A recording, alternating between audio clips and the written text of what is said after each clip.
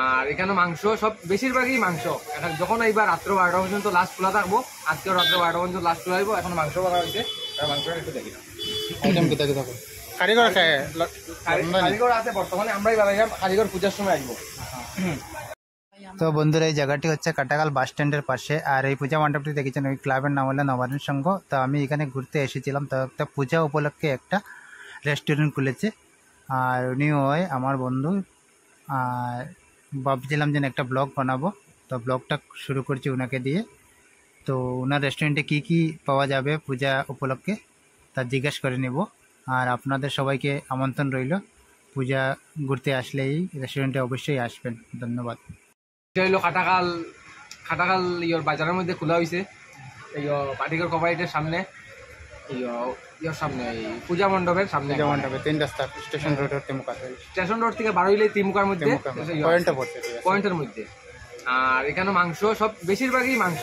এখন যখন এইবার রাত্র 12টা পর্যন্ত লাস্ট খোলা থাকবো, আজকেও রাত্র 12টা পর্যন্ত লাস্ট খোলা হইব। এখন মাংস করা হয়েছে, মাংসটা একটু দেখি না আইটেম কিতা কিতা কারিগর খায় কারিগর আছে বর্তমানে, আমরাই বানাইলাম, কারিগর পূজার সময় আসবো। ওই যে বর্তমানে মাংস বনছে, ওই মাংস পূজার সময় কিতা কিতা স্পেশাল পূজার সময় থাকবো ফ্রাইড রাইস, বিরিয়ানি, তারপরে chow mein, chicken chow mein, veg chow mein, egg chow mein, leg piece, chicken pakora, আরও থাকবো যেটা এখন কইতে পারলাম না। এখন এগুল টেগুল এখন আছে বর্তমানে, চাউমিন আছে এখন বর্তমানে। রাত্রে 12টার সময় লাস্ট পর্যন্ত খোলা থাকবে। তোমরা দুইজন শেয়ার হয় না এই না মালিক হয়তো উনি হচ্ছেন আমাদের গ্রামের লাটম,